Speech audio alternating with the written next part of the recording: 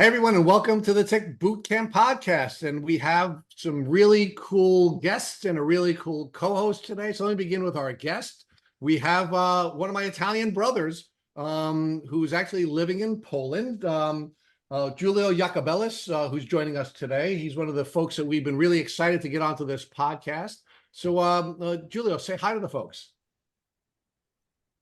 Hi, Rich. Thank you very much for inviting me to the podcast.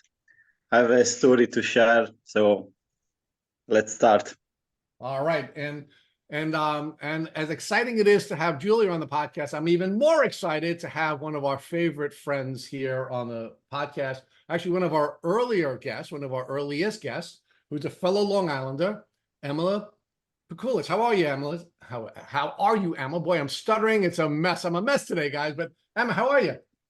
I'm good. I'm so excited to be here. All right, Emma. So you ready to take Giulio through the journey? Absolutely. Let's do it. All right, you're on. All right. So, Giulio, I guess we could start with what was your life like before Lyme? What was your childhood like? How did you wind up from Italy to Poland? This is a long story. I don't know if we have enough time, but in short, I moved to Poland in 2007, first time. In Europe, we have an exchange program for students. It's called Erasmus. And back then, because it was like 2007, it was called the Socrates Erasmus. I don't know if you are familiar with the program. It's very famous in Europe. I heard that you are in Greece. Yeah. Yeah, I'm actually familiar with it. I studied in Spain for a few months. Okay, cool. Yes, Spain is like a mainstream destination for Erasmus students. It's a very Really? cool one. Yeah. Yeah. So growing up in Italy, what was that like? Were you in a village or like the country? I grew up in Bari. It's a city on the east coast, southeast, in front of Greece, almost in front of Albania and Greece. Also, Wow. my surname sounds like a little bit Greekish. Oh, wow. Okay. I'm very excited being a Greek. This is Warm great. place. We have always nice weather. And Poland is like a colder country, like for who's not familiar with European geography. Poland is very cold. And my city is in the south of Italy, so it's very hot. Okay. Um, and you said you were brought to Poland in 2007? 2007, yes, when I was 22. And did you study? I Yeah. Yeah, I stayed like 6 months, like first semester in my last year of the bachelor studies. And then I went back to Italy. I moved to England for a couple of, like, let's say a year and something. And then I moved back to Italy again. And then I got a scholarship to, like, a PhD scholarship in Sicily. And I heard that Matt is originally from Sicily. Did I get it right? Yeah. Yep. Yep. And then I moved to Poland, to the capital city Warsaw, where I live now, to with a scholarship, in the scholarship, like for a year abroad. And I like the city. It's a very modern city. It's a smart city. And then I got a job in an American bank. Mhm. And I dropped the PhD studies, and I moved definitely here in 2014. Oh, wow. Okay. And you liked living in Poland? I didn't like at the beginning because it's cold, but most of my friends like went abroad, like from my hometown. So and here I have a community, like Italian community or expats community, and we are very close, and childhood friends like are scattered around the world. Oh, cool. So I like the company here. And then I changed job. I moved to another American company, and then I started my business in 2018, and lasted for 6 years around. And then I had to like when I got Lyme disease, I like my partners kind of took the business away from me. Really? What was the Because I business? wasn't able to work. I wasn't able to work, and it was like very painful. And after a year that I've been unemployed here, now I work for another American company, So you and I started live here. you live there. Mhm. So you started your own company in 2018? Yeah, I started in 2018. Yeah, late What 2018. what was that company? We had mm, funds from European Union, and the core business was related to studies abroad. So we had yeah, it's like a post-grad degree, and you were traveling in 6 countries in Europe, like Barcelona in Spain, Lisbon in Portugal.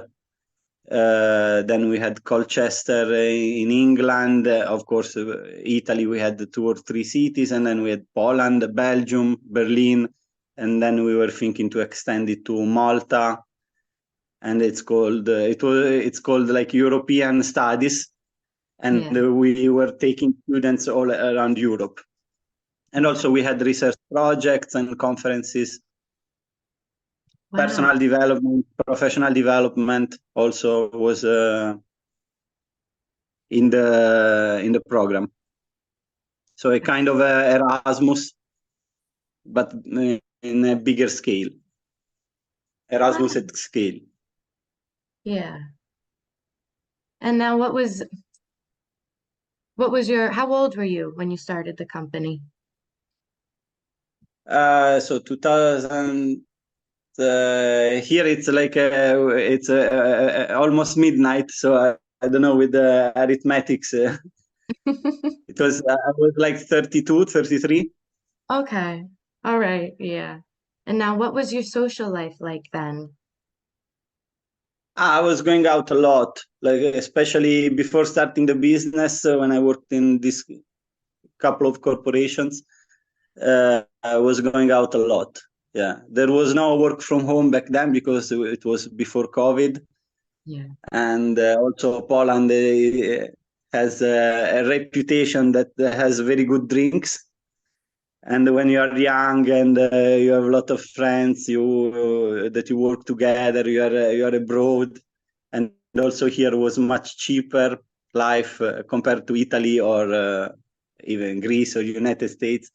So we were young, some money in the pocket, so like nights were long. Yeah. I was drinking. Let's say I was drinking. It's something that I don't do anymore. Like after Lyme disease, I would discourage everyone to drink any alcohol at all. Definitely. So, what were your goals for yourself when you started your company? Who did you start it with? So the goals were mostly I didn't like to go to the office every day, 5 times a week,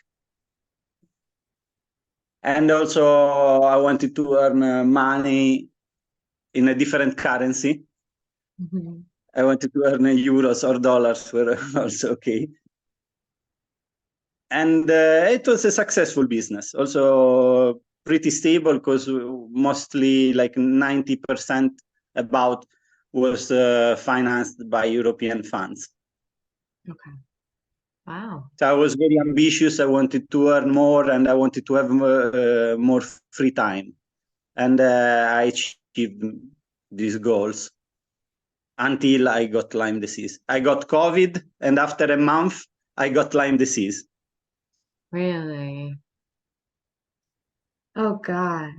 Now before you had Lyme disease, have you ever heard of ticks or Lyme disease? Have you Yeah, known ticks, about? yeah, because in Poland, there are many ticks there are many green areas, forests, parks, and I had a dog back then, and always he was ticks were catching him, and I Mhm, also learned how to remove with the alcohol and tweezers.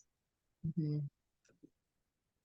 And Lyme disease, no, I never heard about Lyme disease. Maybe I heard the name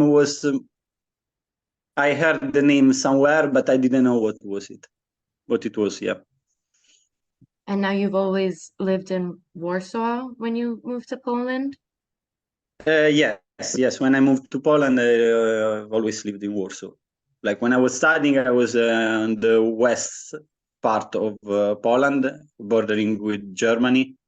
But now, when I moved here for work, always in Warsaw. Yes. Okay. Now, as an American that's bad with geography, that is a city, correct? Yeah, Warsaw is a city. Yeah. So it's not Poland is like, the country. so did you have a lot of access to the country, or was it more like, buildings and streets? What do you mean? Can you repeat, please? Like the environment, it was more of a city as opposed to like the country. Yeah, Warsaw has skyscrapers, buildings, but it's very green. There are Okay. green areas everywhere. And you Like had a dog. again? You had a dog. Yeah, I had a dog. Yeah, and every morning before work, I was walking the dog, and in like around this season, like May, April, May, there are ticks lurking in the bushes, and he was always catching some. Mm. So after a few times, I took the dog to the vet to remove the tick. I like watched a couple of YouTube videos, and I learned myself how to do that.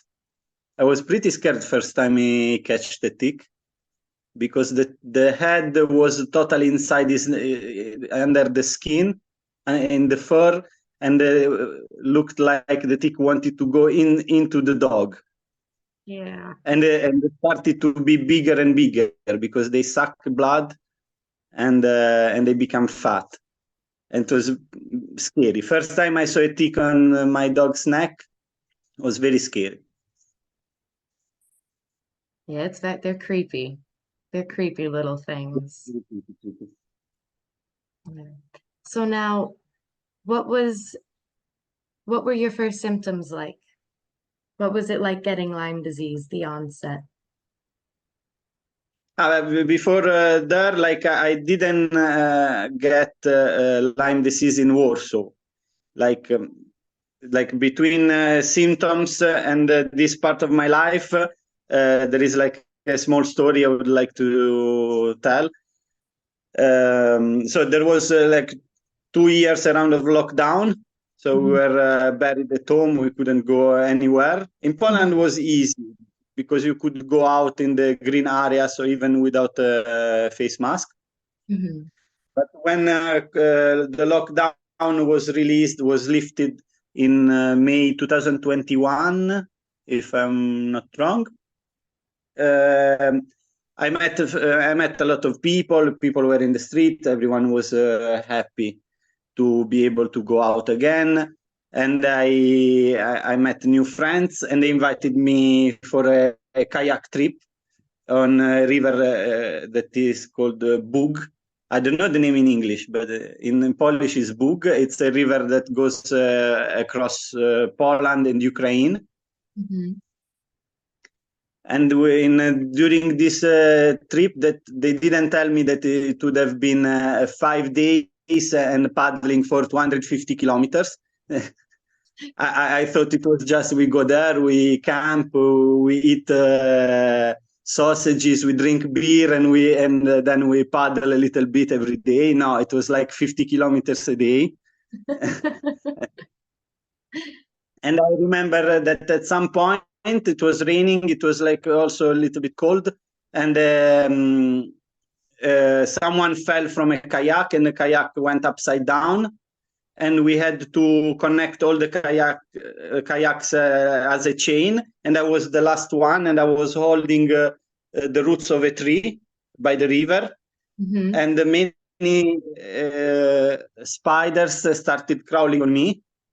And I heard also spiders can be infected with Lyme disease. By the way, this was in a natural reserve where there are many deers and storks.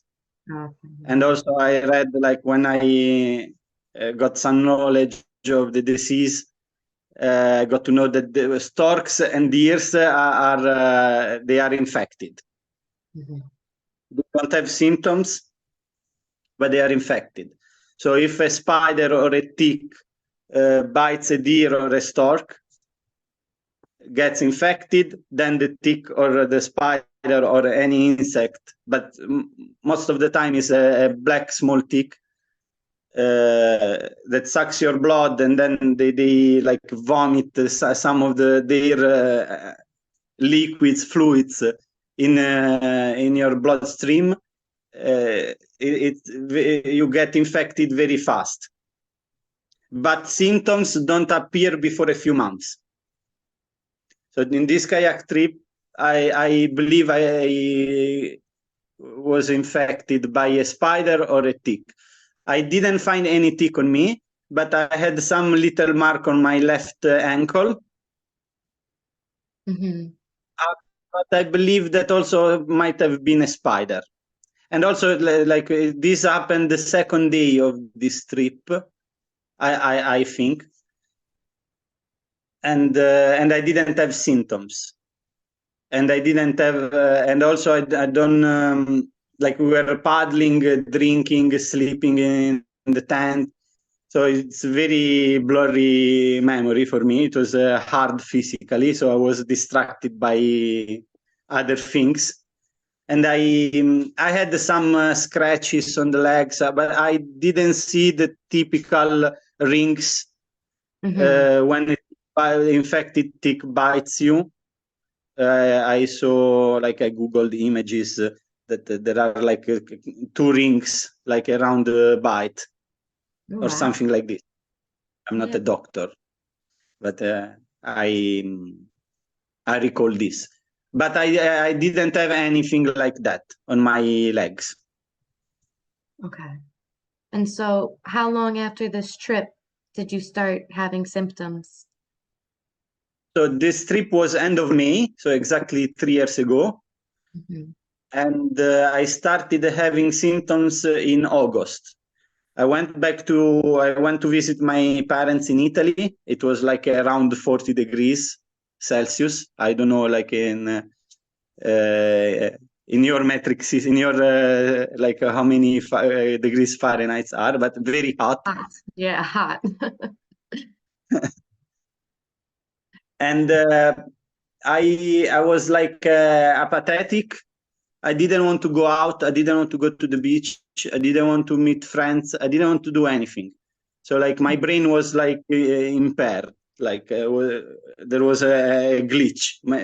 I didn't want to do anything. I didn't want to eat. I didn't want to drink. I was just sitting, and I couldn't. I also had insomnia. Really? And I was just sitting on the chair or sitting on my bed, and I didn't want to go out. I was just sitting, like, for weeks. Yeah. And then I started thinking that it's the problem was staying at my parents' place. They don't have air conditioning, and it's very, very hot, and I don't like this heat, and because I'm used to live in Poland, and there is never so hot. So I decided to go back home. Yes, here where I live. And here it was the same. The temperature was milder, but I I didn't feel that I wanted to leave. I was another person, and these were neurological symptoms. It started, and then I moved to another city for a month here in Poland because I had a project there with the university. And I started having some itch and then a little pain in my left shoulder. And I usually had some pain in my right shoulder because I had like a small accident in the gym many years ago. But now the left shoulder started hurting every day. And after a few days, it was like at the beginning it was like itching, like inside the bones. And then started the feeling was like burning. It was like needles and burning. Yeah. It was very unpleasant. And then started the same symptoms with the same pace, the same timing, was starting like itching my right knee.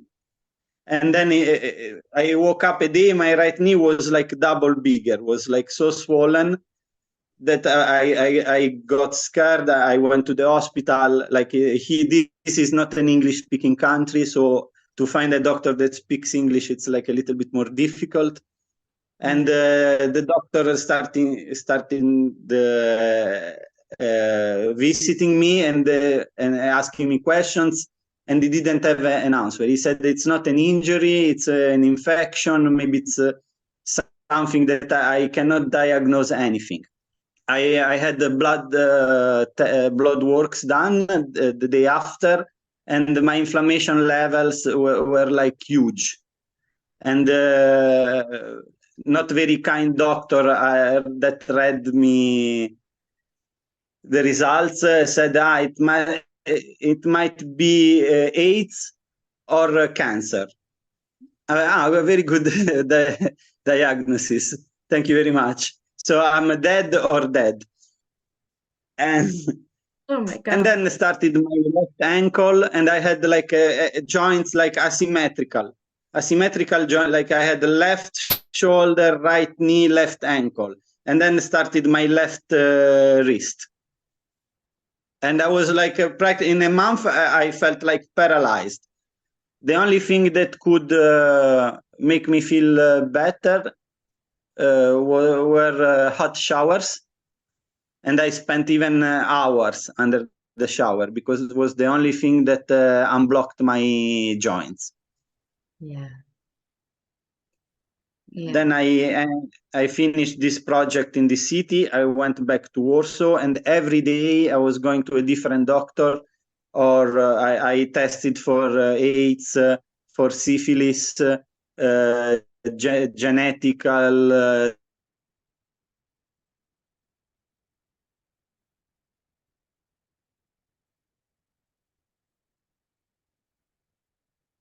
Tested for also some very expensive tests for cancer, tumors, and everything was negative.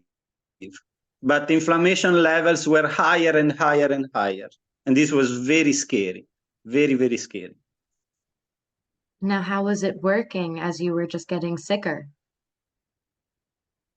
Yeah, I was getting sicker and sicker and sicker, and no one could understand what I had. So I went back to my parents' place in Italy, and because I wanted to talk with someone that speaks my native language, like I wanted to talk with the doctor that speaks Italian. Yeah. And they also didn't know. They were reading, translating the blood tests and all the tests that I had, all the paperwork, but no one knew anything about. Didn't have an idea that what could be. Yeah. And this was like September, was October 2021. And then in November, I had a project in Ireland, and I had to go because it was a business trip. Like it's not employment. So if I didn't go, I didn't earn money, and I needed money. Also, these tests were very expensive. Yeah. And I didn't use the public health system in Poland, because mostly doctors there, they speak Polish, the local language. So I had to buy private medical care to have doctors that can speak in English. Oh my God. So I went to Ireland. Before going to Ireland, by coincidence, some person that I met, like a friend of friend, suggested me to go to some rheumatologist. This rheumatologist was very experienced. She was an old lady, very, very old doctor. And this person came with me to translate, because this doctor doesn't speak English. And this rheumatologist, very, very, very experienced, like, looked at me, asked me many, many questions, and then she said, this must be Lyme disease. She gave me a referral for blood tests, and as I didn't eat that morning, I was very stressed. I could also do the blood test, and it was like this test called ELISA. It's the first test that you can be diagnosed with Lyme disease. I did the blood test, and it was like the day after I had the result, positive to borreliosis. And then there is a second test to confirm that you have Lyme disease. That is called the Western blot or something. Probably it's Western blot, I remember well. And then I had to go to Ireland for 2 weeks. And I didn't have the confirmation that I had Lyme disease. And I also didn't walk anymore, because my legs were both, one left ankle and right knee were gone, were hurting a lot. So I was with crutches. I went to work with crutches also. As I said, there were like conferences and studies abroad for postgrads. And even if the postgrad students, they were average 28 years old, but they wanted to go out. They wanted company. Like I was with like about 20 people that were inviting me. Also, we were going to visit companies, experts, and also we had lectures, seminars, workshops, activity, everything that I needed to stand all day long. And I was with crutches, standing and suffering like horrible pain. But when I was in Ireland, some doctor called me from the medical care private company that I had in Poland, and they told me, it's confirmed that you have Lyme disease. You have to take antibiotics now. I will send you a referral that you can use. And I said, I'm in Ireland, I cannot go back, so I need something to buy antibiotics, like a prescription to buy antibiotics, not in even if it's European Union, it's not like United States. Like countries are, you cannot use a prescription. I don't know how it works there, but if you have a Polish prescription, you cannot use it in Ireland. Yeah. So he gave me some certificate. This doctor was Indian, so English speaking, like native English speaking, and he wrote me like a letter that I could show the pharmacist or a doctor in Ireland, and they would have given me antibiotics. And the same day I went to a pharmacy. I was talking to the doctor in the pharmacy, and he said, yes, this is very serious. You have to take this. And he gave me the medications, like doxycycline. And I started taking it, and after a few days already, I don't know if it's like placebo effect, if it was a placebo effect, but I started feeling better and less, little less pain. So this is the. How long did you take the doxycycline for? Doxycycline. I think it was 3 or 4 weeks. Okay. And then did you start treatment with this doctor? Yeah, then I started treatment, and I knew the name. Like when you know the name of your enemy, It's much easier. I could Google it. Before, what could I Google? Like, I don't have AIDS, I don't have cancer, I don't have syphilis. Yeah. And there wasn't ChatGPT. Maybe ChatGPT would have helped. Maybe. How did it feel to get a diagnosis? It was like a very big relief. I felt much less stressed. And also I was Googling sentences like, is Lyme disease deadly? Can I survive Lyme disease? And usually when you Google something, I have headache. Okay, it's brain cancer. You will die in 3 days. Google answer. But when you Google something about Lyme disease, there are like I found like consistent articles, and also something scientific or science-based, and people take it very seriously. So that there are not scammers online with clickbait about Lyme disease, fortunately. So I felt much better, like the biggest relief of my life. And now, what did treatment look like? It was I was worried because doxycycline as a side effect gives yellow teeth. Hmm. So also I armed myself with whitenings, many kinds, and but I didn't get yellow teeth. Okay, it's a podcast, you cannot see my teeth, but Emma can, and they are white. They are white, I can say. So you only did doxycycline for 4 weeks? Yeah, 3 or 4 weeks. I don't or 5. I don't remember. But like yes, at least 3 weeks. Every day, like twice a day, it was like a potent doses of antibiotic. And you just started to feel better from that.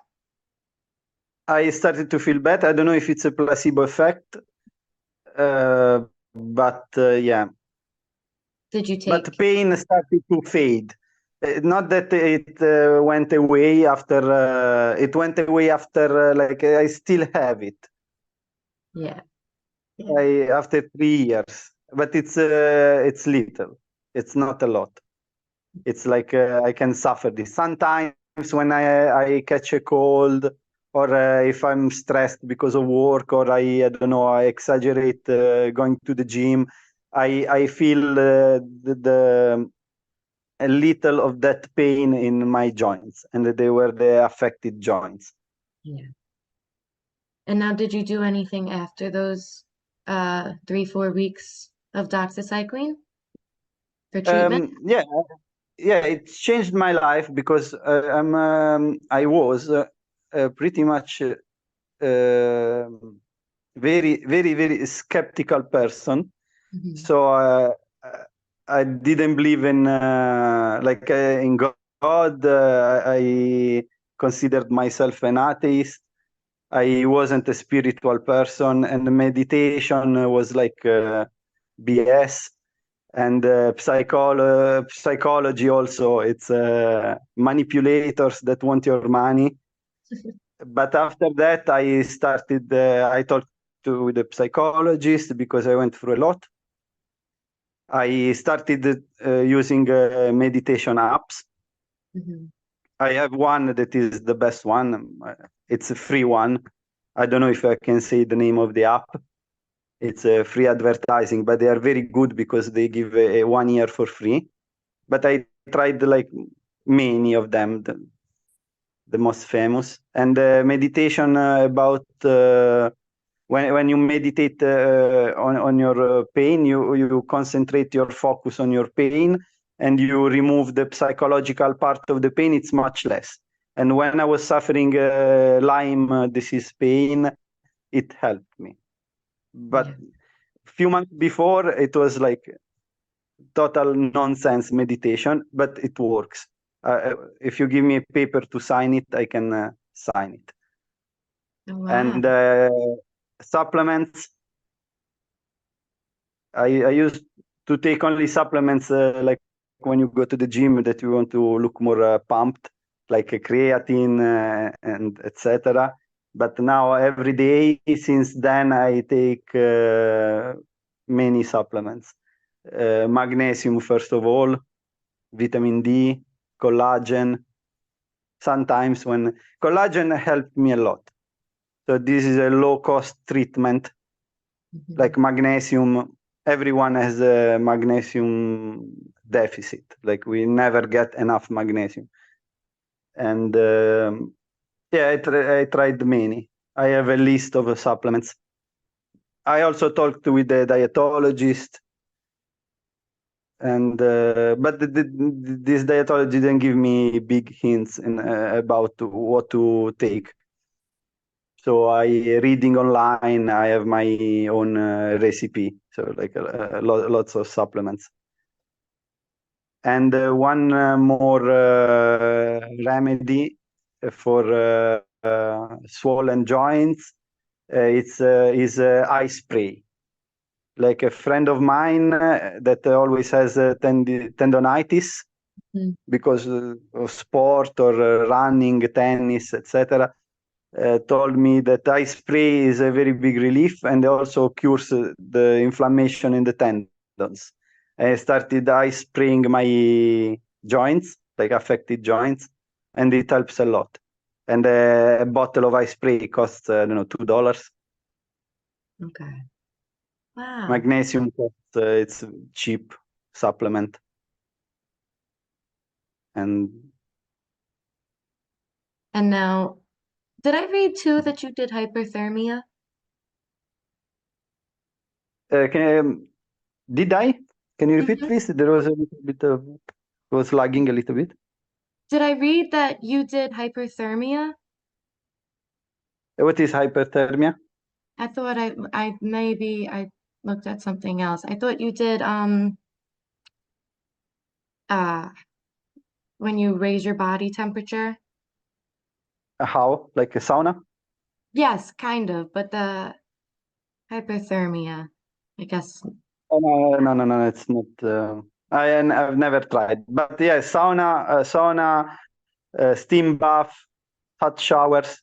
When you cannot move, when you have this stiffness that Lyme disease gives you, Yeah. helped a lot. But in the second phase after the antibiotics, after the therapy, eye spray helped me. Ice and ice spray. Yeah. Yeah. Okay. Um, so then, and I read ketoprofen helped you. Yes, ketoprofen is the best how it's called, anti-inflammatory drug. Yeah. Okay. And also, but ketoprofen is the most effective in my case. Okay. How long were you on that for? 2 years. And the But it doctor, destroys your stomach. yeah. So there are, like, I was taking also medication for the stomach. Mhm. And ketoprofen also in gel and caps. Okay. And now physical therapy? Do you do any sort of Physical physical therapy. I spent a fortune in physical therapy. Yeah. How has that helped? You need to mobilize your joints because the if you don't move, stiffer, and you cannot afford that. Yeah. Even after the treatment, I started. I was a gym guy, a gym bro. I was going to the gym and lifting as much as I couldn't, and because I wanted to be pumped. After Lyme disease, I'm a better person because sometimes I go to yoga, I do stretching regularly, like every 2 days. Every second day, I have to do like 30 minutes of stretching. I go to the gym regularly since I could. after like about few months after the treatment. And yeah, I drink water more. Before I was like not so aware that drinking water helps. Yeah. Yeah. Are you taking any supplements now? Yes, I'm looking at them on the shelf. I have vitamin D, magnesium, vitamin B6. There is melatonin, but that's and yeah, I'm just taking this here. Okay. But I was taking like about 10 different supplements. Yeah. Collagen and something else that I don't remember the name now. Yes, curcumin, also Okay. called, and piperin. It's Hmm. a supplement that helped me a lot with the inflammation. And there is also something else that I was taking with the collagen, because collagen is let's say the material, and there is some other supplement that is the glue. So if you want to fix your joints, it's called glucosamine sulfate. Okay. Glucosamine sulfate. Yes. And you take that with collagen. Mhm. And then I read you use CBD and medical marijuana? Yes, because I had insomnia, and also like when I wasn't able to work, and my partners had to remove me from the business. They said temporarily. I started having panic attacks, anxiety that I never had before.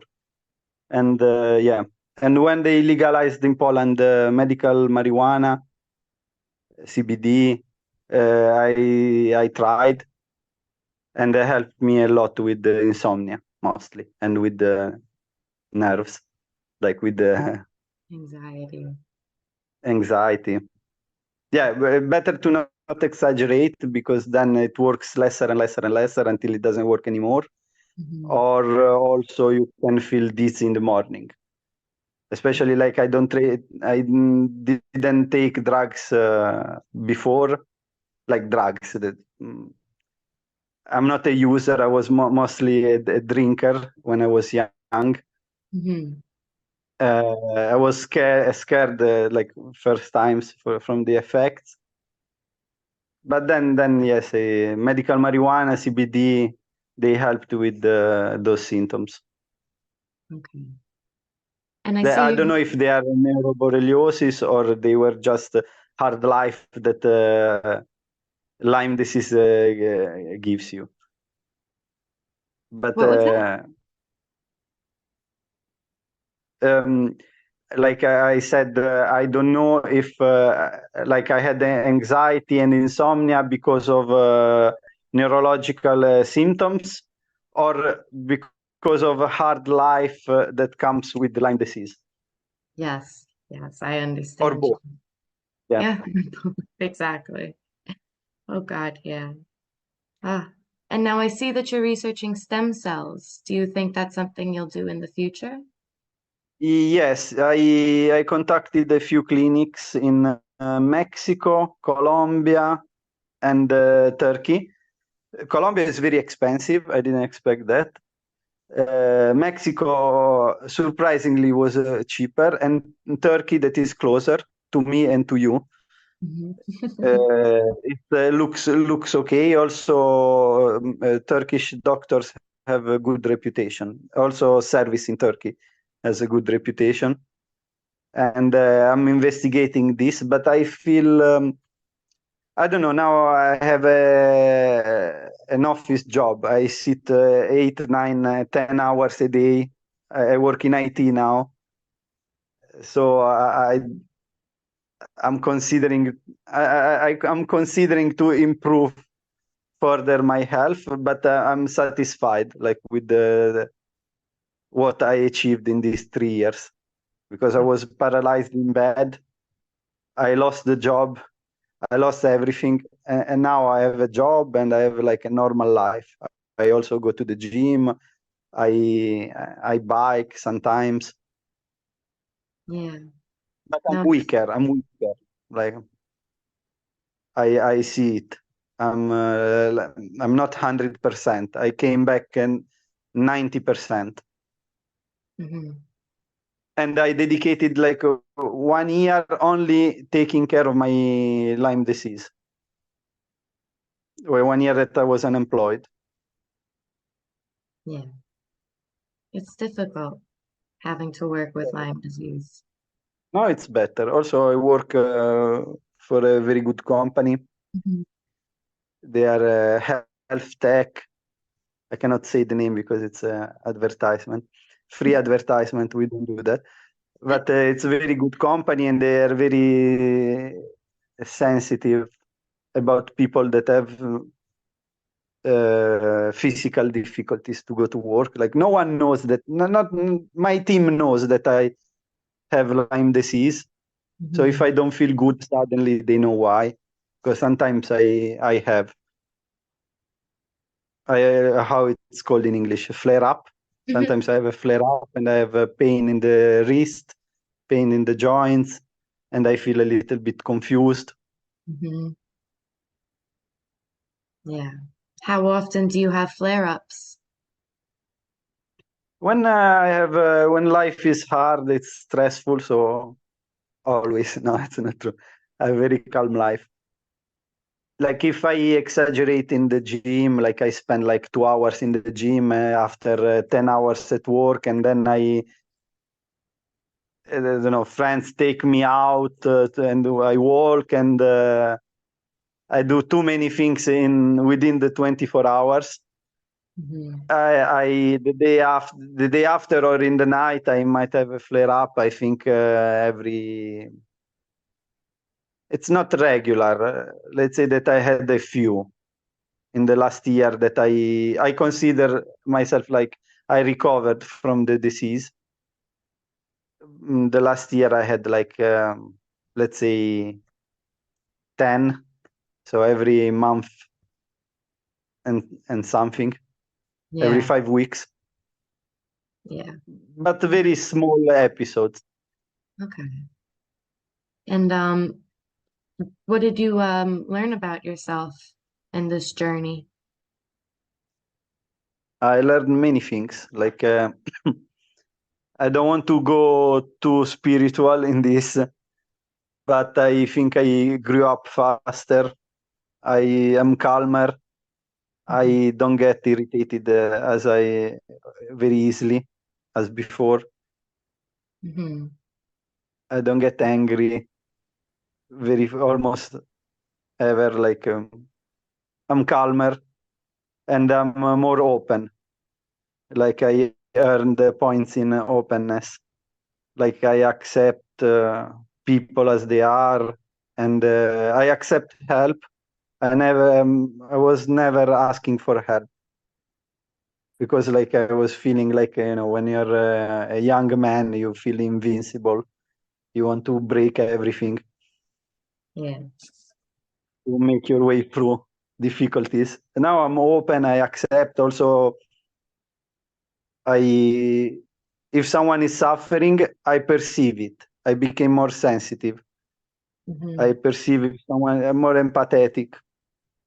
Yeah. Yeah, I lost some points in physical activity, but in spirituality maybe I earned a few 100 points. Yeah. And now, what advice would you give to yourself now if you had just started all of this over again? To someone else, say someone else you know and love just got Lyme, what advice would you give to them? Mm, to to accept help, ask for help, to not be embarrassed of being sick. Mhm. But I'm still embarrassed when I have a flare up or I feel bad. I say that I have a headache. I don't say I have Lyme disease. And to change the diet, to not drink alcohol at all, forget about alcohol and sugar. I cut sugar from my life almost totally. And to be patient, because this takes, in best case scenario, it takes a couple of years. Like I was very lucky that I found out I have Lyme disease after about 4 months Mhm. since the tick or the spider or whatever bit me. And yeah, so I was very lucky. I didn't develop a very strong Lyme, like very strong, long-lasting symptoms. I have a chronic Lyme disease, Mhm. but it's a mild, very mild form of it. And Yeah. also, and to continue, like you change diet when you are sick and keep the diet, like cut sugar, cut alcohol, take supplementation, stretching, yoga, and Mhm. meditation, even if it sounds like BS. Can I say bullshit in the podcast? Yeah. Yes. Okay, even if it sounds like bullshit, try once. Choose like a very good app, even if it's paid or a free trial for 1 month. Every app has, Mhm. and try to focus on the pain. Try to focus on your breath. Like follow the guidance of the app, and you remove like about 60% of the psychological pain. Also, when you develop awareness, you know where exactly you have pain, Mhm. because like I have pain in the left ankle, but where exactly? In the bone, in the muscles, in the Yeah. tendons, where? And when you focus like for 2, 3, 5 minutes on that part, and you close your eyes, and maybe you have a noise cancellation headset, and you really, really put all your focus in that part, and you understand where the pain exactly is and what kind of pain, it gets better. You can suffer it. It's more sustainable. That's very helpful. Just any way to look at pain in a new perspective is very helpful. So Yes, everyone it is. listening definitely is thankful. I can speak on their behalf. Now, what advice would you give to someone who is looking to protect their family or themselves from Lyme disease? I don't have like an advice for this, because to me it happened like it was a coincidence. Like I didn't even know it existed. I didn't. Also, I was like when I was kayaking on this river near Ukraine, I I was with there were like a couple of people in my group that were from this area, that they have deer, storks, and ticks. It's area there is nothing else. Deer, storks, and ticks, and spiders. It's beautiful, but the population is less beautiful. The fauna. No, no, deers are beautiful. The storks are beautiful. Ticks less.